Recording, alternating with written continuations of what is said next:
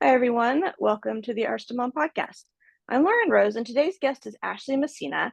Ashley's in college majoring in social work with a double minor in music and psychology. She lives with chronic illness and has had some chronic pain. She was diagnosed with an immune deficiency when she was 4 and spent the first 4 years of her life in and out of hospitals because they couldn't find out what was wrong with her. Then she was diagnosed with Ehlers-Danlos syndrome when she was 7. It is a connective tissue disorder that has caused her chronic pain off and on. Welcome. Thank you for coming on. Thank you. Thank you for this opportunity. So I've shared a little bit based on your little bio about what you have. Is there anything else you want us to know about your chronic pain and illnesses? Like, you know what I Yeah. mean? So like you said, I was diagnosed with a common variable immune deficiency whenever I was 4. And that basically just means that my body does not make antibodies that's needed to fight off infections. So ever since like the day that they took me home from the hospital, like 1 week later, I was in the hospital with RSV. And after that, like it was just constant. Like I would get out of the hospital, a week later, I'd be back in the hospital. Because I was just getting all of these infections and we had no idea what was going on. I wasn't around other kids. It didn't make sense. And we saw so many doctors. I was hospitalized more times than we can count. And nobody could figure out what was wrong. And my mom, it was one day where I wasn't really that sick. So she took me to like a Mother's Day out program. And she was on her way home and the doctor called her and and they said, "We know what's wrong with your daughter." And my mom just remember like feeling this like sigh of relief in a way because we were just like, for 4 years, what is going on? And that was whenever they finally were able to diagnose me with the common variable immune deficiency. It was not that common. um, but yes, so I started infusions, which would just give me the antibodies that I needed to stay healthy. And we did those every week. It was once every week. And they would pretty much last all day. So That's a that's lot. a lot. Yeah. Yeah. Um, then the doctors basically told us with infusions that I would have two different chances to get off of them. So they said right around the age of 5 and 6, your body should have antibodies built up in a normal person. Um, and so we tried at 6 years old to come off of the infusions and see if my body could make their antibodies. And within 1 month, I was about to get hospitalized, and our doctor was like, she has to go back on them right now. So I didn't even last a month. And so then they basically told us I had one more chance after puberty to get off of them. And if I couldn't, then I'd pretty much be on them for the rest of my life. And so we were going to go back off of them, but then COVID hit. And so obviously testing your immune system while COVID was in high rise was just not the best of times. And so we waited until a little over a year ago. And then we decided, let's try one more time to come off of them. And I have been off of them for over a year now. We are right now in the process of figuring out because my levels are really low. And so there is a chance that I'll be having to go back on them soon. But for right now, I'm healthy. So we're just trying to figure things out there. But yeah, it's been very difficult. And the infusions have been very difficult, especially because of my EDS, which I can talk about. So I was diagnosed with Ehlers-Danlos syndrome at 8 years old or 7 years old. It was 7 or 8. And it's a connective tissue disorder. So there's multiple different types. I have the hypermobility type, and I'm pretty sure that's one of the most common ones. And so it can cause like a lot of swelling and in your joints, joint pain. I'm double jointed, very flexible. But it can really affect every single part of your body. And you just don't know when or how it's going to affect another part of your body. But with it being a connective tissue disorder, whenever I did infusions, they go into your tissue. And so my tissue is already breaking down because of EDS, and then having infusions go into your tissue, it became extremely, extremely painful to do. And so now like I'm dealing with that, chance of possibly having to go back on them. And then there comes in the question of, over time, my tissue is just going to get worse. So how am I going to be able to do infusions with EDS? And that's the question right now. Wow. It kind of reminds me of a situation that I have. So I've got rheumatoid arthritis, which is inflammatory, and degenerative osteoarthritis, which is degenerative. And the the the healing modalities or the pain management modalities are completely different. For RA, like you're supposed to exercise and move your joints, and it's supposed to help the inflammation. But with the OA, doing that and moving your joints just makes the pain worse. So I'm kind of like, what what do Yeah. I do? Yeah. It's like very conflicting and it's difficult to figure out. Has your doctor made any recommendations? Well, that's what we're kind of in the middle of figuring out. I have an incredible doctor that I'm super, super thankful for. And the one thing that he has always said is at the end of the day, he was like, I can give you my medical opinion, but he said, I've not lived your life. I've not lived how these affect you on a personal, physical level. And especially with EDS and the pain that that brings in, it's complicated. And for most people, it's a clear cut answer of like, yeah, there's a chance I could end up in the hospital soon. So, yeah, get back on the infusions. But for me, it's not that simple of an answer because I'm thinking 10 years from now, 5 years from now, when my tissue is even worse, what is infusions going to look like? How much pain am I going to be in? And so we're really in the process of just trying to figure out our options and figure out what's going to make sense for right now and in the future. I gotta say, your doctor sounds incredible because I've never heard of a doctor who actually said, I can give you my opinion, but I haven't lived your experience. I don't have that lived experience. Usually, you tell a doctor all your symptoms, all your problems, and they say, yeah, I understand, when they really don't. Yeah. Yep. It drives me crazy whenever people say, I get it, because I'm just like, you don't. You Yeah. don't get it unless you've lived it. Well, speaking of living it, like how has your chronic pain and your chronic illnesses, how have they affected your daily life? Yeah. They have affected them in a lot of different ways. I think talking about my immune deficiency, definitely just like the fact of doing infusions, like per 1 day a week, my entire day is just spent doing an infusion, which growing Mhm. up, especially like we would do them on weekends. And so it's like anytime my friends wanted to do something, I got to do an infusion. And lots of times they didn't understand that because they didn't have to do it. So it just didn't make sense. And so that was very difficult for me, as in, like, look at what all I'm missing out on. Um, and then I would say EDS, my Ehlers-Danlos syndrome, affected my daily life tremendously. That was probably the one that diagnosis was the one that hit me a little bit harder when it comes to my daily life. Because I did dance ever since I was little. And that's kind of how we discovered that something was up. I loved dance. And all of a sudden, I didn't want to go because I was in so much pain.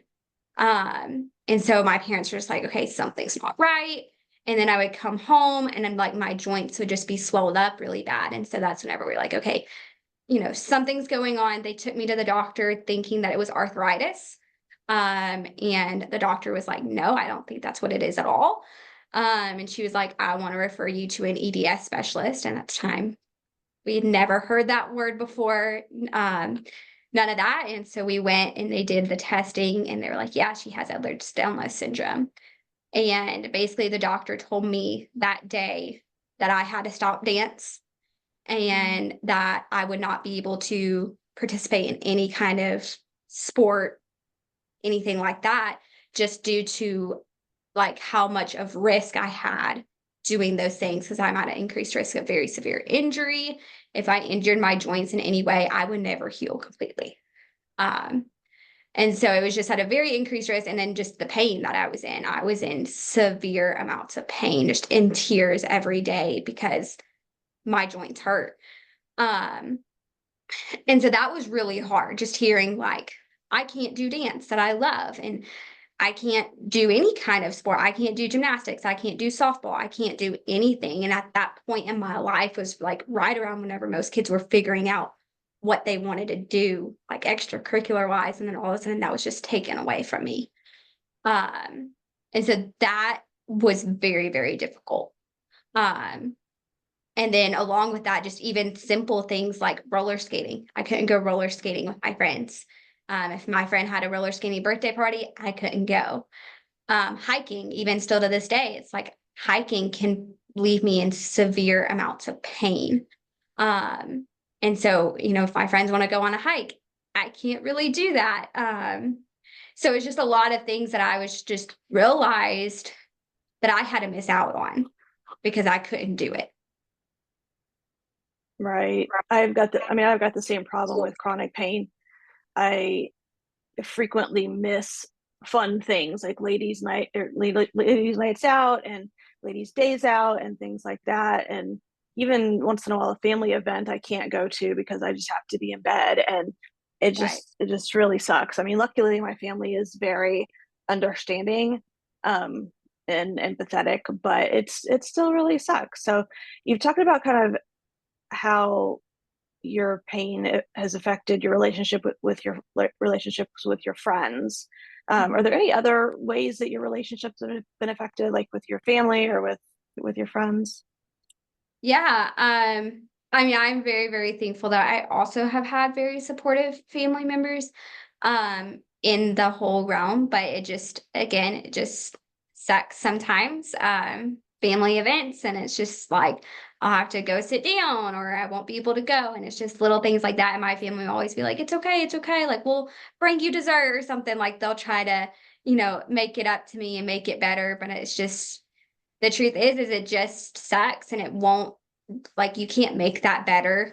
Um, and then also just like dealing with, especially now, like, I'm in college and I'm in the dating world and all of that. And Yeah. I'm in a relationship right now, which is really great. But then it comes the question of like, when do you tell somebody these things? Because that's like something that I never thought about. And now I'm like, that's a lot to tell somebody. That's a lot for somebody to try to understand and comprehend. And especially, like, I don't know how it's going to affect me in the future, and so it's scary to tell people these things because you don't know how they're going to react. And then some people like don't want to be friends with me after I tell them that or something like that, and it's almost like people just get scared, and it's really hard and scary to like try to decide, do I tell this person this, because it's such a big part of my life, but I don't want them to think differently of me or not want to be friends with me or whatever it may be because of my illnesses. Yeah, and that's a hard balance to walk, I'm sure. Like telling someone telling someone and being afraid that they're going to leave versus, not telling them, but they need to know so they know you're not just flaky. Yeah. Yep. Exactly. You mentioned that you got, fears about, Mhm. making friends and telling people things like that. What other kind of fears and uncertainties do you have about your future? Yeah. This is something that I think I've been battling a lot more with here lately. I just finished out my freshman year of college. And so, a lot of questions come into play of what do I want to do as a career and all of these things. And I had decided a year or two ago what I really wanted to do as a career. And I want to be a certified child life specialist because I would work at a children's hospital. And I remember having child life specialists with me whenever I was in the hospital, and just the impact that they had. It was like, I want to do that for others. I know what that feels like. I want to do that for others. And so it's something that I have a huge passion for. But here recently, I worked at a daycare and was working with kids, and I didn't realize how big of an impact that was going to have on my body. And I would come home and I'd just be in so much pain. And I would just be like in tears because of how much my joints hurt, how bad of pain I was in. And then also with that, I was getting sick constantly. And which is to be expected with working with kids, but with an immune deficiency, it just makes things harder. And so I just didn't really, it really made me start to question then, will I be able to do the career that I want to do? And that's something that I don't really know the answer to. I hope so, and I still my goal, but it has like I've thought about, okay, I need to have a backup plan. If I can't do Mhm. this as my career, what could I do? So that's been a big one. Um, and then also just like thinking about my future as in I want to be a mom. That's something ever since I was a little girl. I want to be a mom and I want to have kids.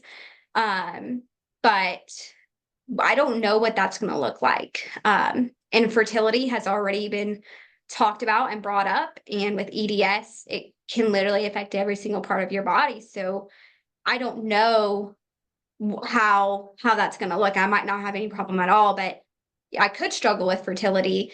And then also comes in the question of there's a 50% chance that my kids will have common variable immune deficiency, and there's also a 50% chance that my kids will have EDS. So the likelihood that my kids will have one of these conditions is very likely. Um, and so I've had, a lot of people, whenever they learn about these things, are like, are you even going to try to have kids because of that? And so there comes in that whole other question of my kids' lives because of my illnesses. And then also just the fear of, is my body physically going to be able to keep up with everything? And that's hard and it's scary. Yeah, when I had my daughter, I had migraines for almost 20 years at the time. And that was hard enough having a baby. But then when she was 3, my back pain and my joint pain and my muscle pain started. And because we were going to have 2 kids, and we had to make the decision that, like, I can barely take care of the toddler I have. I can't Mhm. take care of an infant. So that was really, really hard for me. I grieved the loss of not being able to have another child for, I mean, quite a while. Sometimes I still do. Sometimes I see a baby and I just, like, my heart just breaks. So those are all really difficult things that you're kind of having to ponder right now. Yeah. Do have you noticed that, like, any of these fears have affected decisions that you make in your life? I definitely think so. I mean, just like I said with my career, there was a chance, like an opportunity that I had to do a major just for child life specialist. And as a child life specialist, you can major in pretty much anything. You just need certain required classes. And so I had to make that decision of I don't want to do that because I want to make sure I have something else to fall back on if I can't pursue that career. So I had to make the decision of I would rather major in social work. That way I have other opportunities besides just a child life specialist, which isn't like a huge thing, but it was just something that I was like, okay, wait, like I know I want to be a child life specialist, but if my body cannot do that, what am I going to do? And that's whenever I had to decide, like, I need a major in something else so that way I can have some other things to fall back on. Um, and then it's things like, right now figuring out infusions and stuff like that and figuring out how are those going to affect my life in college. And I'm in just a very busy season of life and working and going to school and being in a relationship and having friends. And so it's just figuring out how will I be able to balance all of these factors of my life. Yeah, balance is really hard in general, but when you have chronic pain, chronic illness, it's even more difficult. I mean, something always has to kind of be pushed aside, at least for a temporary time. Yeah. And it's hard. It's hard to figure out like what do I what do I have to sacrifice for this? Right, because we can't have everything. We can't do it all. We like to think that we can. We like to say that we can, Yep. but that's just not realistic. Have you ever heard of the spoon theory?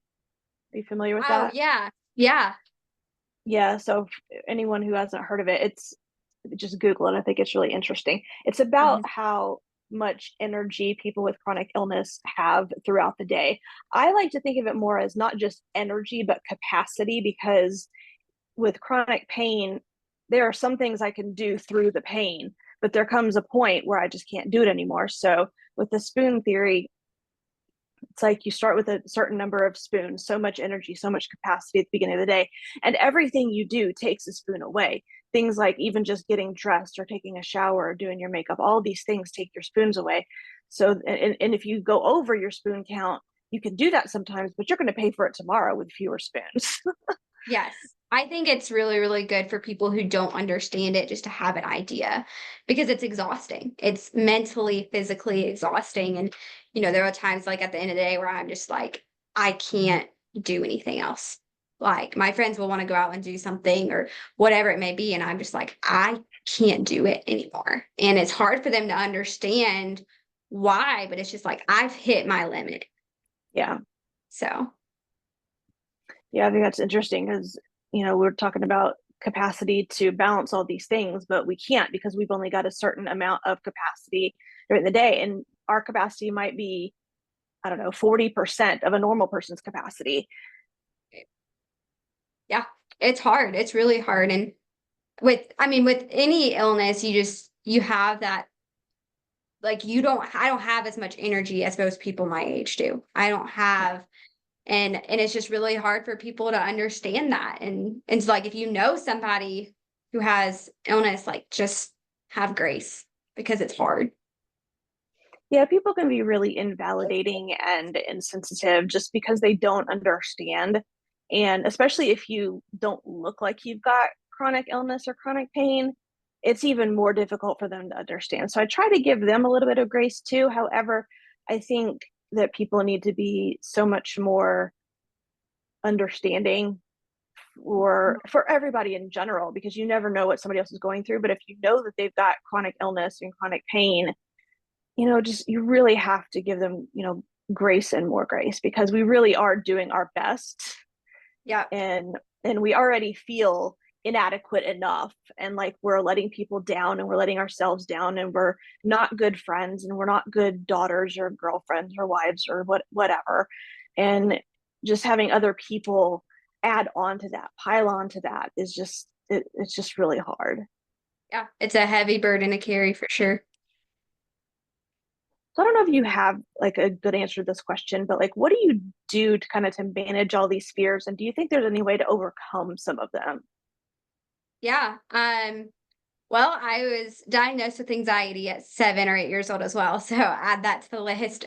And so I have seen a counselor, a therapist for many, many years. I still do. It's not something that I'm afraid to admit or anything. Um, and she has been like a huge help with that. Um, and so I think really at the end of the day, some days are just worse than others. Some days those fears are just louder than others. And so I have learned that I have to be okay with that. I have to give myself grace in that, and be okay with having days where I just have to deal with those fears a little bit more. And if I need a day just to grieve some of the things that I wish my life looked like or my future or whatever, I can allow myself to do that.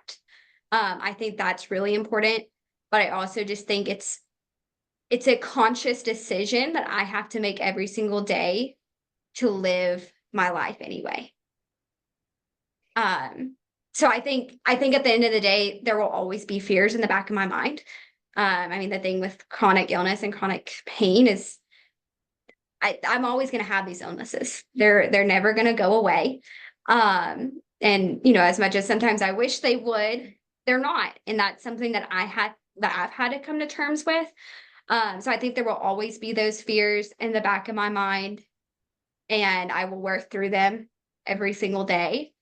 But I have to live and I have to find joy anyway.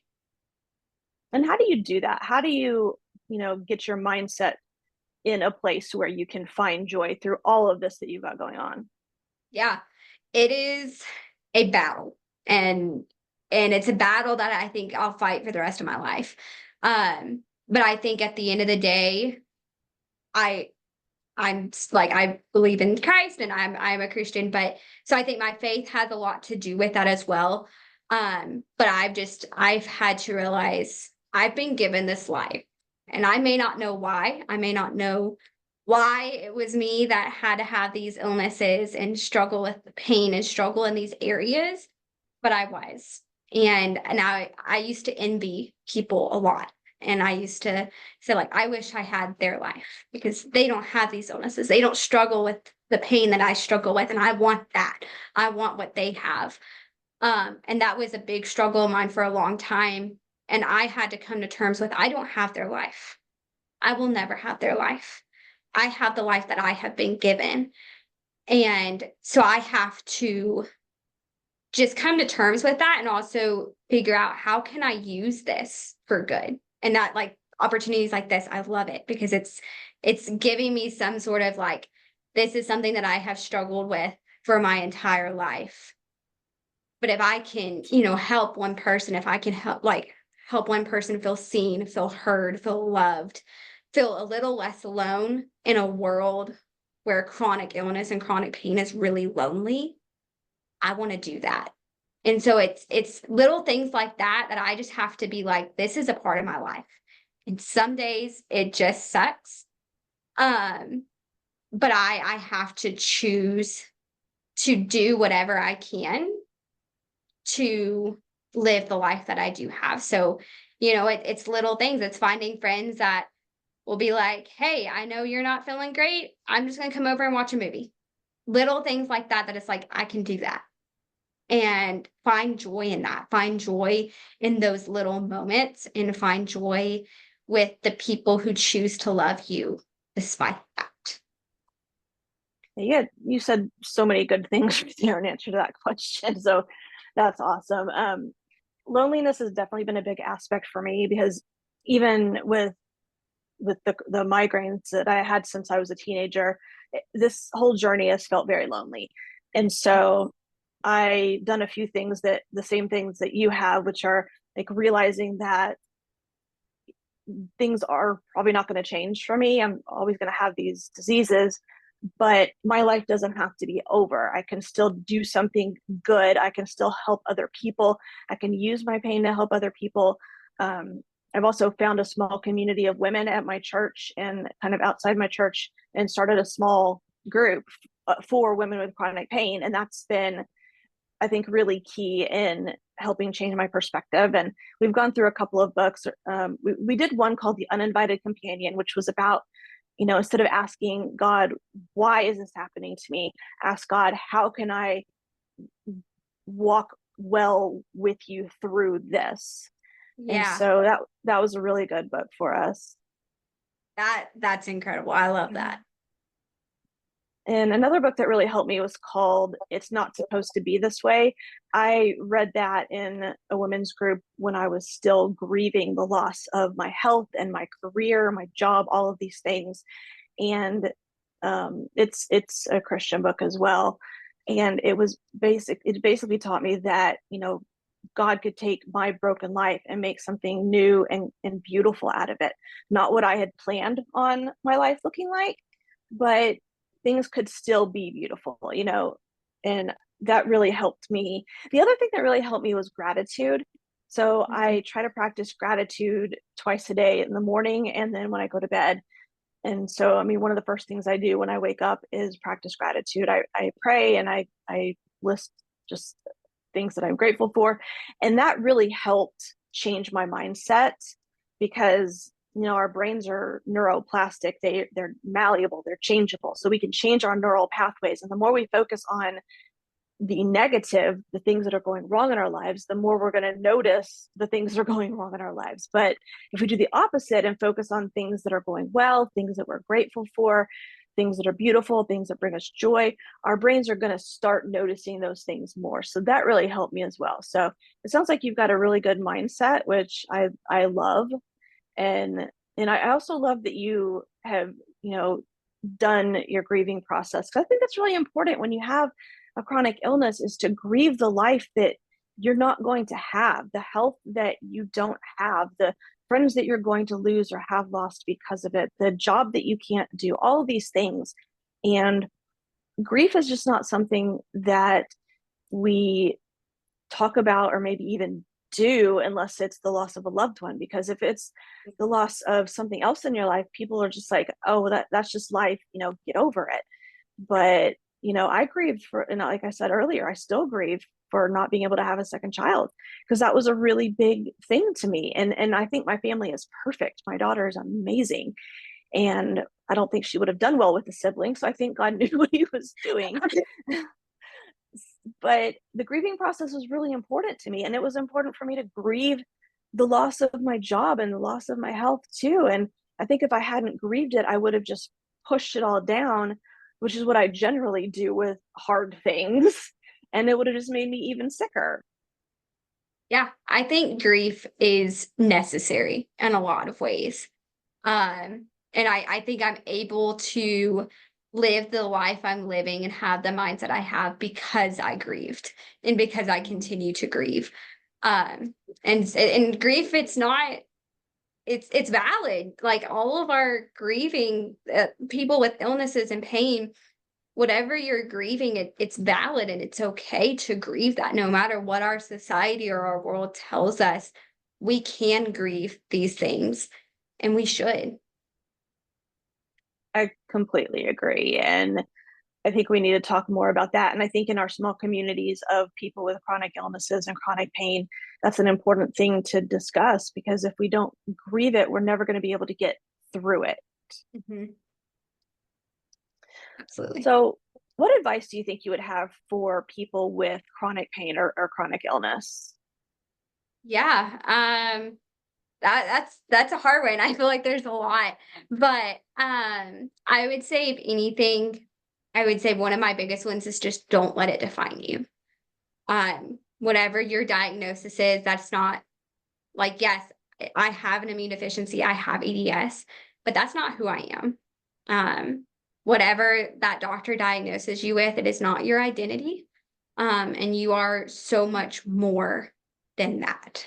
And I mean, I think there's a way to use it to use your illnesses for good and stuff like that, as we kind of talked about, but it's not who you are. Don't let that define you. And also kind of like what I had said is like don't let that stop you from living your life that you have been given. Sometimes it doesn't make sense on why we have to be going through this, but we are. And the truth is none of us can change that. None of us can make it go away as much as we want to. And so I feel like you have a choice, and we all do. We can live in this kind of pity party in a way, just like we can be sad, which yes, you should be sad, but you can live in that forever and never do anything and never live.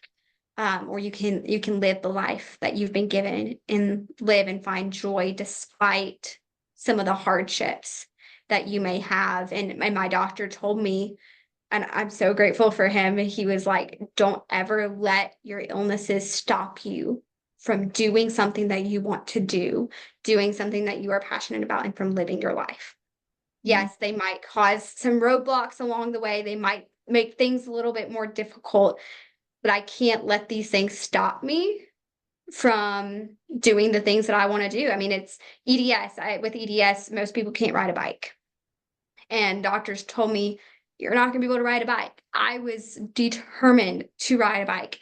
And am I the best bike rider out there? No. Do I ride a bike very often? No. But I learned and I did it. And it was just something small for me that was just a testament of I can't let these things stop me.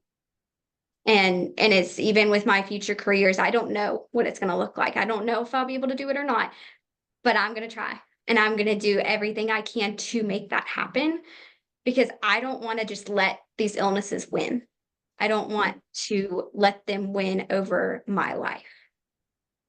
I think that's a really good point. I love not letting your illnesses define you, because I've struggled with that. Not as much anymore lately, but definitely the first several years of having or knowing that I had autoimmune disease and arthritis and fibromyalgia, I felt like it did define me, that because it was in such control of my life. And you know what? Some days the pain is in control. However, most days I'm able to manage it through different methods and do some of the things I want to do. I can't do everything I want to do. I have to, pick and choose. I have to pace myself. I have to modify my activities so Right. that I can do them. But my life doesn't have to be over, and I think that's just such a good thing to remember, that we still can live our lives, because we're all put here for a purpose. Yeah. And it would be really sad, and it would really be shameful if somebody let their illnesses completely take over and they didn't live out their life's purpose. Yeah, I agree. I think that was really good. Like, live your purpose anyway. Like, your illnesses Mhm. don't take away your purpose. No, I think that's great. So, where can people find out more about you if they want to follow you? Yeah, you can follow me on Instagram at ashley.gmessina, Messina.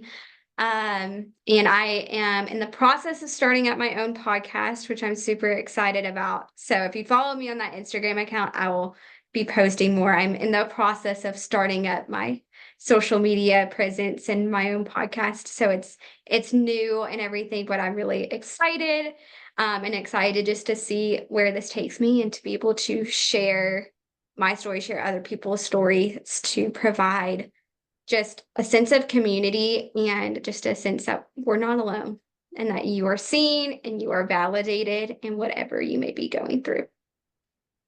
Do you have a name and a date for your podcast yet? I do have a name, and it's called Find the Glory in Your Story, or The Glory in Your Story. Um, and so I will hopefully be starting it within the next week or two. That is the goal. But yeah, I really want it to be a place where people can share their testimonies. And no matter what they may be, if mine has a lot to do with my illnesses, but just to share testimonies and just for people to know that they're not alone, and that um, God can bring glory out of those really hard situations. So, No, I completely agree. And by the time this airs, your podcast should be up and running. So I will find it and put a link to it. yes, thank you. I appreciate it. So thank you for coming on. Absolutely. Thank you for having me. Make sure to subscribe to this podcast so you don't miss any health, parenting, or life advice. For my freebie 30 ways to relieve pain without taking a pill, go to ithurtstomom.com/tips. If you have comments, suggestions, or want to be on this podcast, email me at ithurtstomom@gmail.com. I wish everybody a blessed and pain-free day.